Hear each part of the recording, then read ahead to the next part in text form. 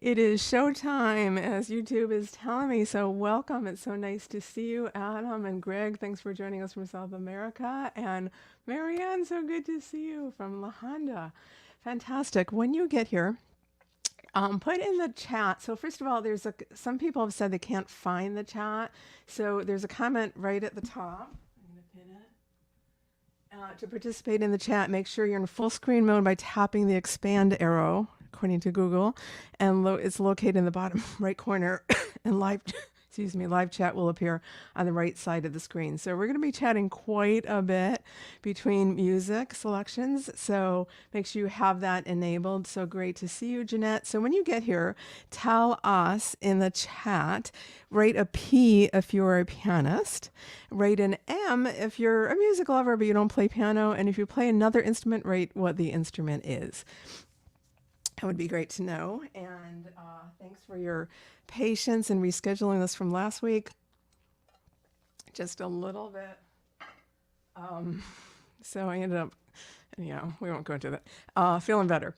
And a lot of pianists with us today. So this is for pianists and for non-pianists as well. And so if you're a pianist, put down the last piece of music that you practiced, let's say, whether it was today or it was a week ago or a month ago or a year ago. And if you're a music lover, what's the last piece that's not a pianist? Put down the last piece of music that you listened to. Would be great. And I will remove this chat. Okay. Introducing my dog Gina. You can't see her head right now, but at some point she'll look her head up. Thank you to my sister Pam for creating her Piano Ninja cape. It actually says Lisa Spector Piano Ninja Dog. This is a very, very special program for me. It's why I wanted to have my voice. So I do not know exactly why every musician kind of gravitates towards some composer. And I don't know if I can explain it, because sometimes it has to do with their heritage and where they're from, and sometimes it's totally unrelated. And although I come from a Russian background, borderline Poland, I think for me, Chopin has been such a heartfelt composer to me, because I went to a recital when I was 9 or 10 years old with my mom. And I grew up in Syracuse, New York, and it was at Syracuse University and the old Krauss College, for any of you familiar with that. And George Malfinger, who was a professor there, had a son who was a concert pianist, David Malfinger, and he played all of the Chopin etudes. That is the first memory I have of hearing Chopin, and I was mesmerized. And I will get more into why I was so gravitated to the etudes when I get to that part of the program. The program, by the way, is at the very, very top in the chat. Give me 1 second. And so I don't know if that's why, but since that memory, and it's a very, very strong memory. I went to a lot of recitals and concerts and symphony concerts with my mom growing up, but that first one really landed, and I just remember just being in awe of those etudes. A little bit like in the way like watching the Olympics right now, and you're just like blown away with what you're seeing. It just feels like, how can a human really do that? That's how it felt then with hearing David Malfinger play the Chopin etudes. So I'm not starting with the Chopin etudes, but I'm going to end with the Chopin etudes. So I'm going to just go in for anyone who's listening, who's not a pianist, who doesn't know this. I'm just going to take 30 seconds and maybe 1 minute and describe what Chopin rubato is, to give you an idea of what to listen to. So rubato is excuse me, is a term that means stretch. It's like a rubber band. You stretch the tempo in one place and then you give it back in another, and you stretch it and you give it back. And there's an art of knowing where to do that. But in Chopin, it's so commonly and frequently done that there's actually a term called Chopin rubato, because we probably use that more in Chopin than anything else. So I'm just going to give you a sample of something I'm not playing the full piece of today, but the G minor, the first ballade. This is what it would sound like if there is no rubato. So don't do this at home. This is what it would sound like, just very straight. There's no give and take of tempo.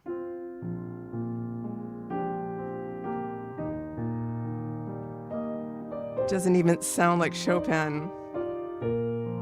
You could put a metronome to it. Now I'm going to add Chopin rubato.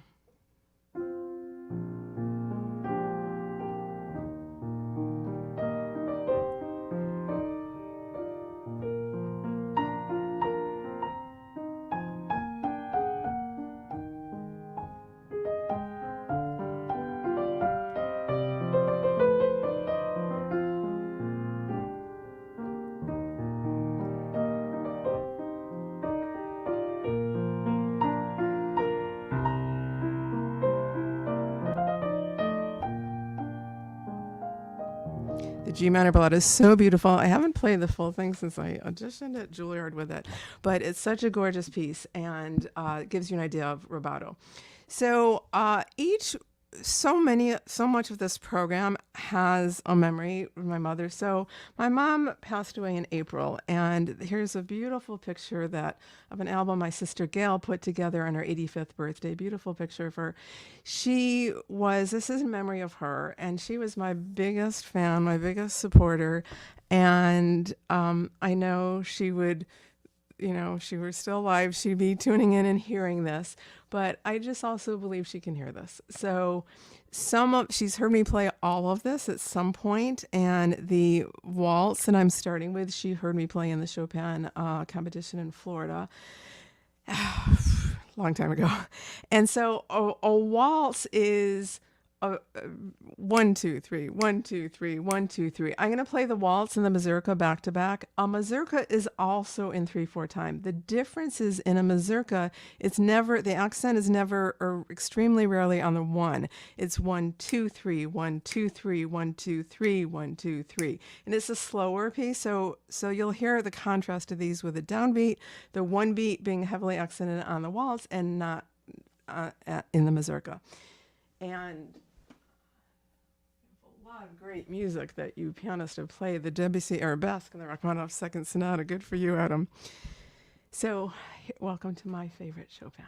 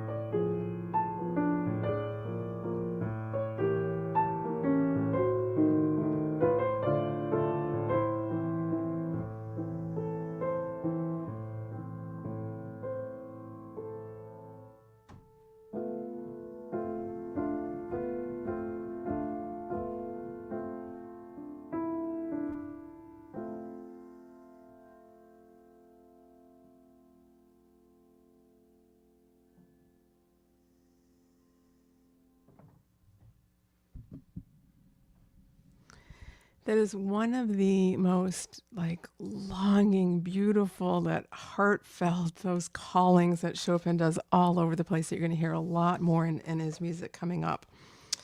So going back to eighth grade, this is my first big Chopin piece. I had done some preludes before this, but I really, really, really wanted to learn Fantasy Impromptu. So I went to my teacher, Mrs. Moore. She told me I wasn't ready. I started learning it without her, remember playing it in a eighth grade recital at the end of the year. So you will recognize this. My sisters, I think, around Pam and Gail, it goes back so far that they'll remember hearing me practice this. So what's challenging about this piece is that you have a triplet in the left hand. You have triplets, continuous triplets. You have continuous sixteenths. So you're playing 3 notes in left hand to 4 notes in the right hand, and they have to fit together.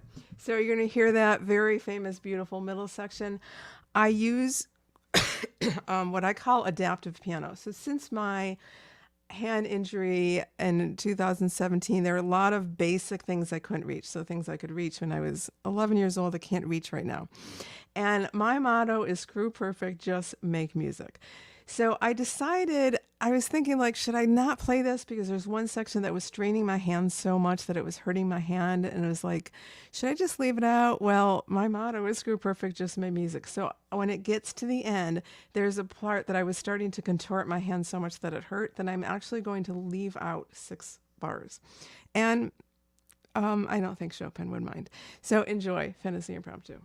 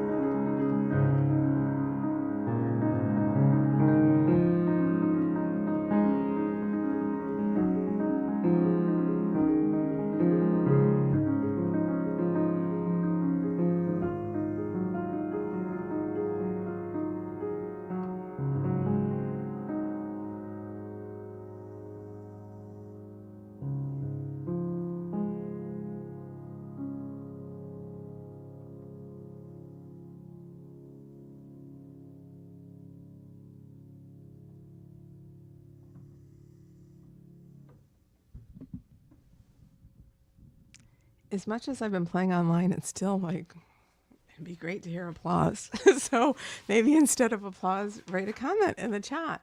And I am going to just,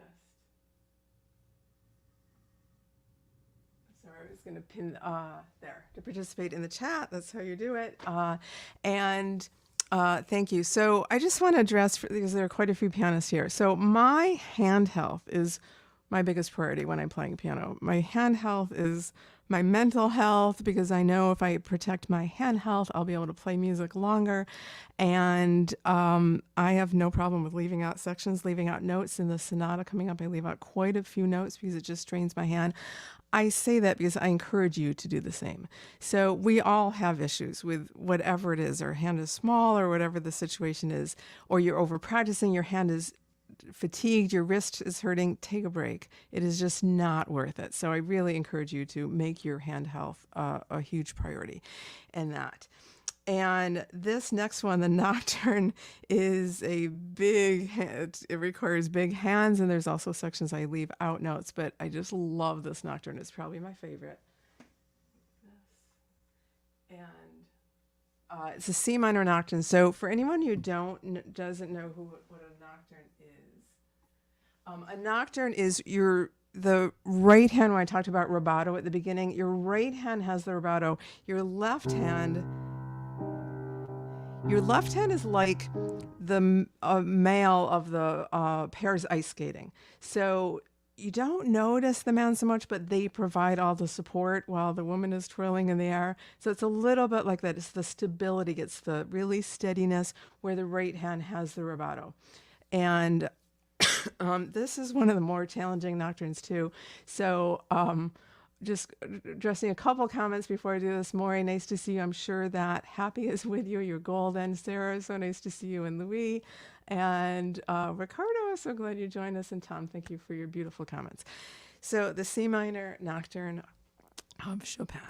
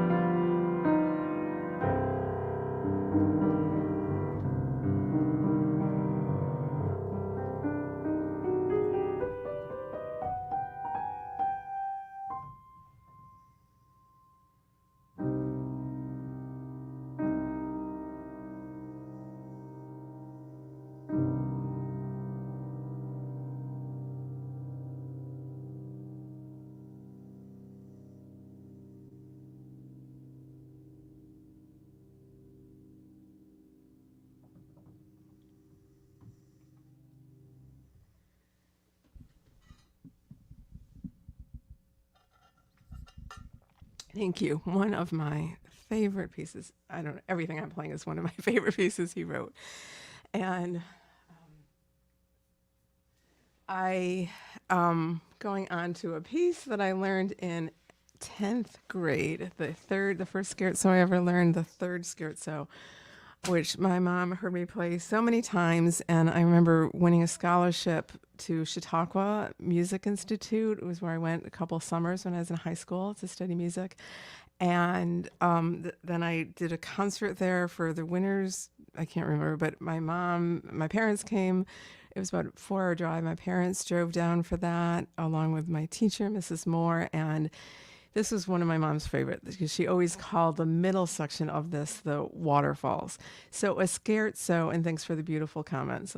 Thank you, Adam, for noticing that I play with heart. Glad it comes through on screen as well. And a scherzo is Chopin was the first composer to write scherzos by themselves, an individual piece of music. A scherzo before that was normally just a movement of a sonata. It's always in 3/4 time. It's lively. It's fast. It has some humor in it. Has some contrast in it. So the third scherzo is really fun introduction section, big flashy octave sections, and then going into waterfalls in the middle. So enjoy the third scherzo of Chopin. I'm just going to get a throat lozenge.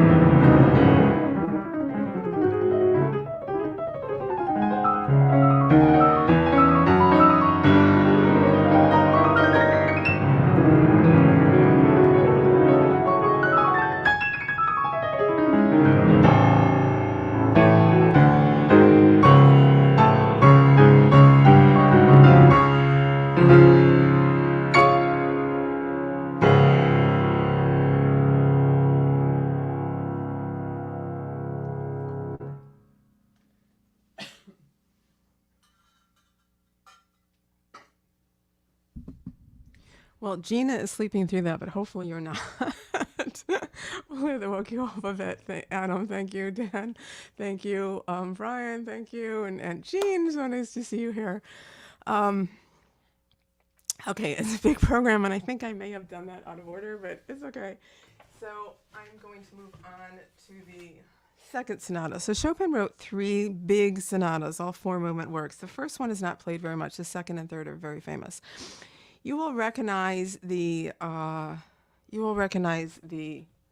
funeral march of this, and I will tell you, I considered skipping the funeral march and going right to the middle section of the funeral march, which is the ascent into, I call it the ascent into heaven.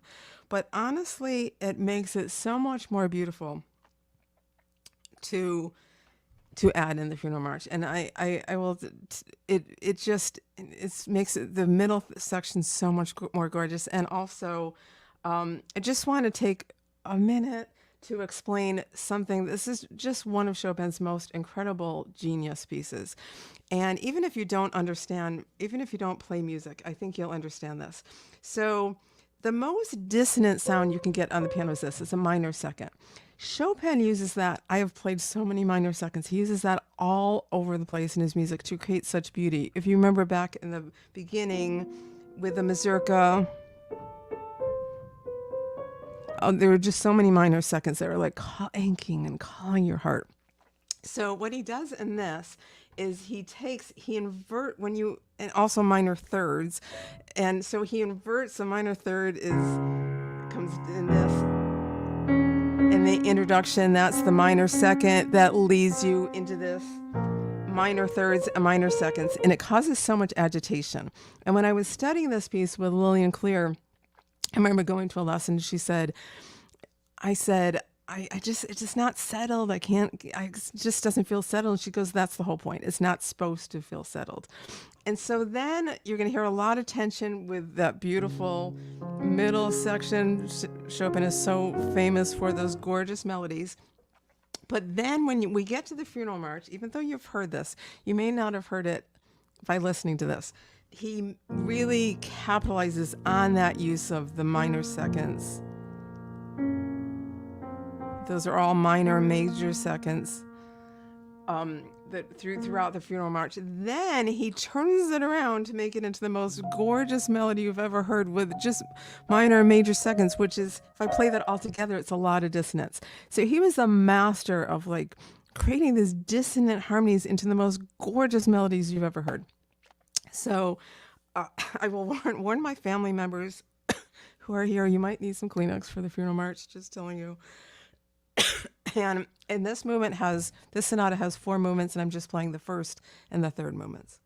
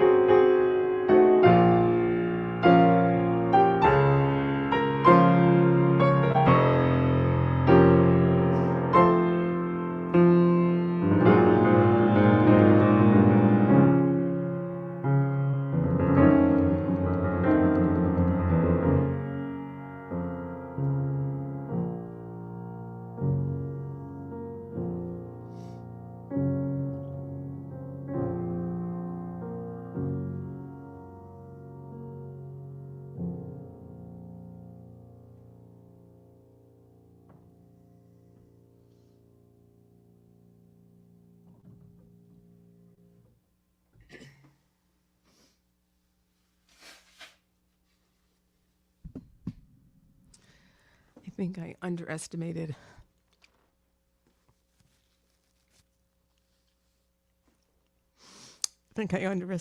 how hard that would be for me to get through. And yes, Gal, she would say that. It's my daughter. I chose this program in memory of my mom because there's so many Chopin memories of my life with her. But also I knew it would be very healing for me, which it is. So thank you for being a part of this. I can close with something much flashier. Going back to my childhood, most of it. So the Etudes. So I mentioned at the very beginning that my first memory of any recital going to with my mom was hearing the full Chopin Etudes, 24 of them, Chopin Etudes, and and my mom just loved it as much as I did. So when I was 11 years old, I kind of can't believe it, but when I was 11 years old, I learned and played my first one, the Aeolian Harp, Opus 25, number 2. And I'm going to play that, but I'm going to play it a little differently. So I always do something for left hand alone in all my performances. So I'm going to start with the Godowsky arrangement. So as if the Chopin Etudes aren't hard enough. So the Chopin Etudes are known to be very technically challenging. And Godowsky, another Polish composer in the late 1800s, Chopin lived from 1810 to 1849. Godowsky wrote these about 60 years later, also a Polish composer. So he took all of the Chopin Etudes, and each one of them has 3 to 4 more challenging arrangements, and about 6 or 7 of them are for left hand alone. So I call this the marriage between my hands because I actually start with my left hand only, and then I bring in my right hand with the Aeolian Harp, then the F minor Etude, and ending with possibly my mom's. I don't know if it was her favorite, but she always told me, she said, no one could play this any better than you, which is ending with the Revolutionary Etude of Chopin.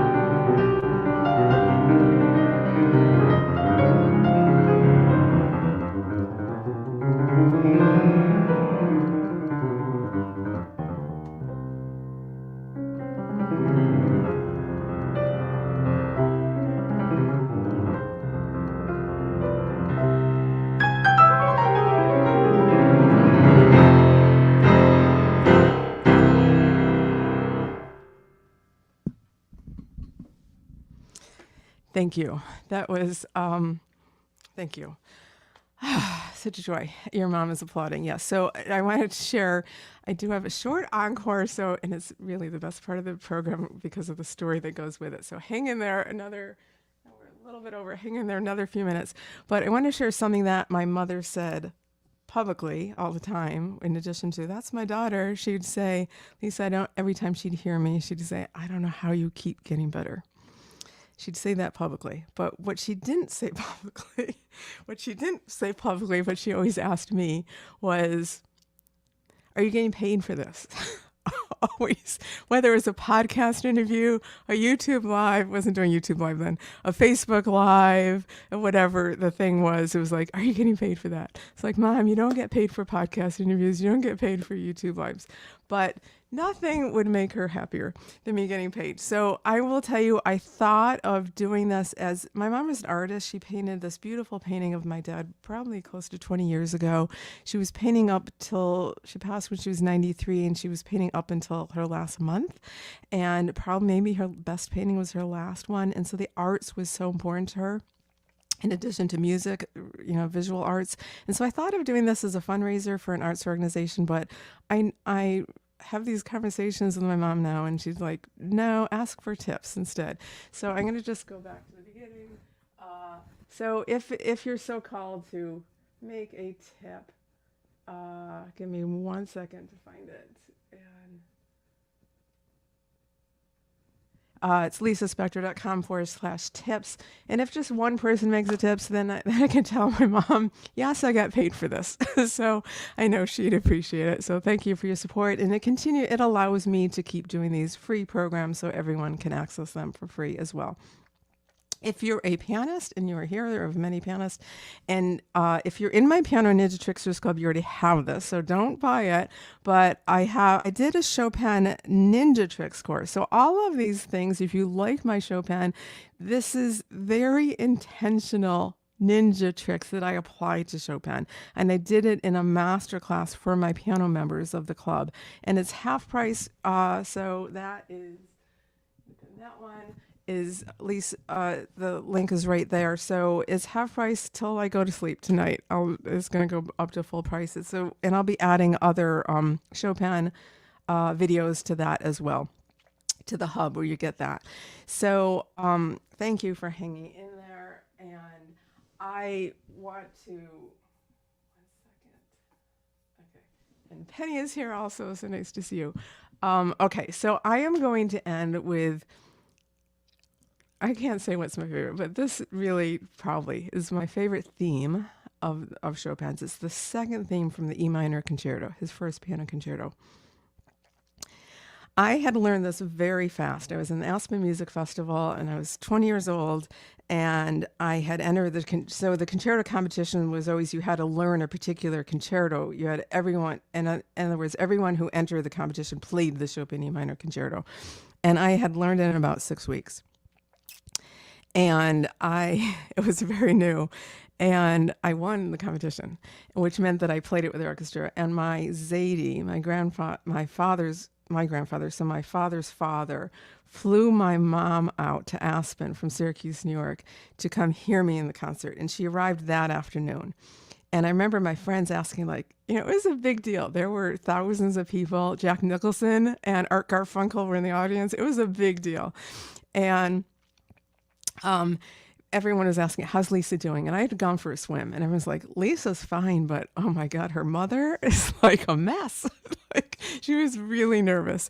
And also I forgot to warn my mom about the altitude. So we had a big party, and she had a drink afterwards, and one pretty mild alcohol drink, and she was so tipsy.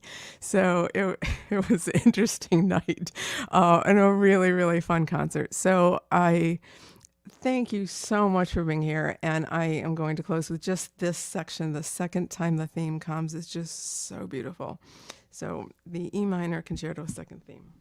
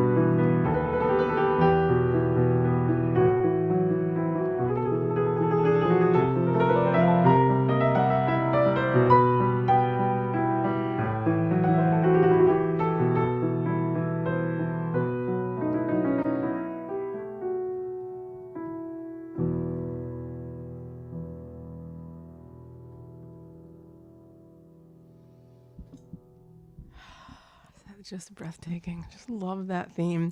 I went on to play it probably over a dozen times with the orchestra. Both of my parents flew out several times. I played in Pasadena and the Pasadena Civic Auditorium. My parents flew out for that. And Pam, so nice to see you here too. So once again, thank you. You're not, if some of you have been attending, I've been doing a lot of YouTube lives, piano and PJs and different concerts and so forth.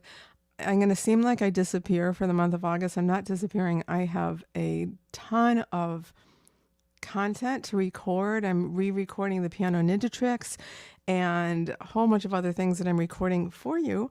And also, even if you don't play piano, I'm recording playlists to help you focus, playlists for anti-anxiety. Put an A in the comments if you could use some anti-anxiety music right now. And theme music to get you to play. To be honest, I am really working hard at monetizing my YouTube channel, and the more I have enough followers, subscribers, but please subscribe if you haven't. But what I'm really looking for is more view hours, so I'm going to be creating playlists for you. Thank you all for the beautiful, beautiful comments. Thanks for being here. Really appreciate it. And I wish you a wonderful night, and thanks for celebrating my mom. Hold this up one more time for those of you who missed it at the beginning. This was her and her 85th birthday, and she made it to 93. And so thank you so much for honoring my mom, and really appreciate. Finally, Gina's up. Okay, good girl. She knows it's time for a treat, is why. Okay, good girl. Here you go. Thank you so much. Have a wonderful night and week, and I will see you in September, I think.